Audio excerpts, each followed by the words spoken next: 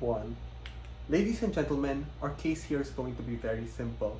We're going to tell you that if we keep doing systems that are once made by broken leaders and leaders with corrupt ideas and not actually for the best of the country, well, it's still going to be broken right after, and we're going to be working with something that's just going to keep destroying what the country actually needs and leaving out important and key stakeholders. Before that, I'll get into some rebuttals. We on OG bite the bullet and trade off efficiency. At the point in which you are colonized or want to break free, it's tempting to accept any cookie-cutter legal or political system because it's easier to implement. But Madam Chair, this narrative that the West has used to use democracy as a socio-political battering ram to wreck the Middle East, this is during Iraq and Afghanistan. The seeds of political and legal structures seek to whitewash these colonized states in the guise of freedom, but in reality, it is far from it. Take a look at all of the ethnic and political tension we see. This is because the way in which we got and break free from our colonizer is often through war or dissent. That is to say, adopting this infrastructure in itself is a principled conception that the militia and opposition who died for their freedom were in vain.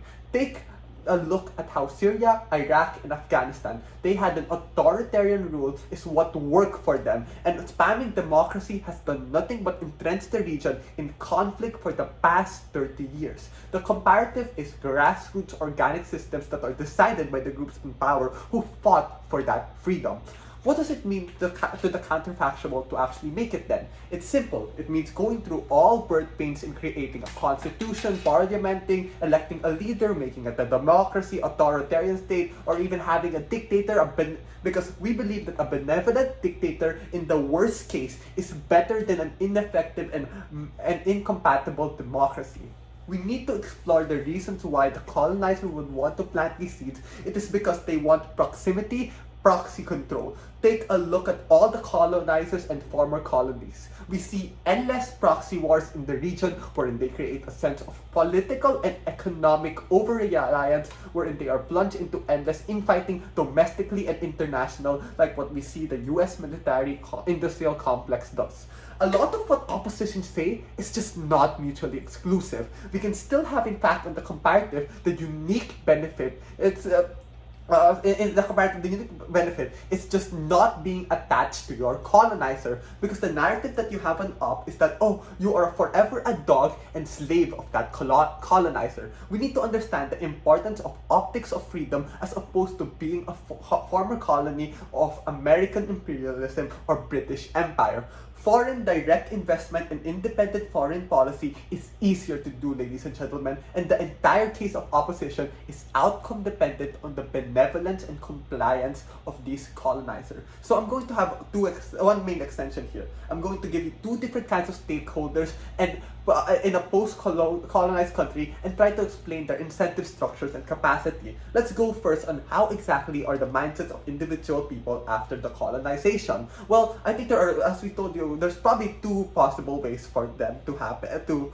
actually be post-colonized in the first place, through war or peaceful negotiation. But no matter in any case, both want a level of autonomy and independence from their colonized country, forced or diplomatically. Why? Because culture is different, people they believe they are different enough and has historical significance to be independent, and a pride in nation has already been built for people to push for that idea. So what am I saying? The prevailing mindset of majority of the people would be people want to have a degree of autonomy and believe that they should be independent. So why is this so important to consider? Well, let's just look at this in the diplomatic mindset of things. If we don't do this, we inevitably box people out who could be who are actually oppressed from past systems before. As Joseph said it earlier, there will be in groups and out groups. Why is this true? Because that's just how colonizing works. It needs to create groups of people they prefer and groups that are oppressed. This is how they actually maintain power in the first place. They keep a group not as educated and also box out a part from the political part from political majority and giving it to a minority. We can see this with Luzon in the Philippines and Mindanao and Visayas being boxed out. Adopting these structures is also an attack against nationalism of these people. You structurally leave systems that keep some people oppressed also, and forget undiscussed reason, and leave these all undiscussed as we continue operations and try to maintain structures as it is when it is flawed. So why is it an incentive for people to actually break out of these systems in the first place? Well, it is to finally challenge them in the principle of actually just keeping people equal and giving everyone idea in the discussion. Because right now, it's going to be, because as we told you, in systems of colonized countries, they tend to give one minority group as the group of main focus, like Luzon here in the Philippines. Now, it might take years,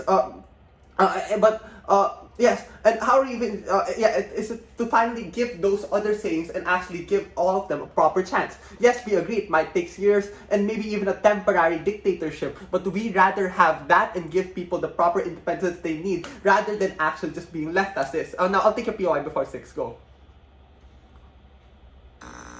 Both systems can adopt autonomy in multiple regions. This is simply not exclusive to making yourself own. But insofar as systems are dictated by similar structures, what makes yours particularly special? We tell you that ours is basically trying to reconstruct structures from the ground up. This means that if there was any left corrupt power, left corruption, or any leftover things that was given by the colonizers to try and maintain power, it will be much more harder to contain, as we are now going to restructure things from the ground up, making sure that all stakeholders, including those that were not focused at all by the colonizers, will also be taken into consideration. To understand this, we also need to understand the second stakeholder of institutions and people that lead after colonization. They are from a hyper-dependent state. It means structurally, the people that are likely to be in control are corrupt leaders who are loyal to the country that was ruling before, incompetent leaders who are just good at controlling the uneducated majority, or puppets left by past leaders as they aren't gone instantly and they want to still maintain power to an extent. Now, we think that it is best for them to actually try and remove all this so that they can have a more sustainable change and not be left hyper-dependent to whatever past colonizers they had. Now I have never been more proud to propose this debate. Thank you.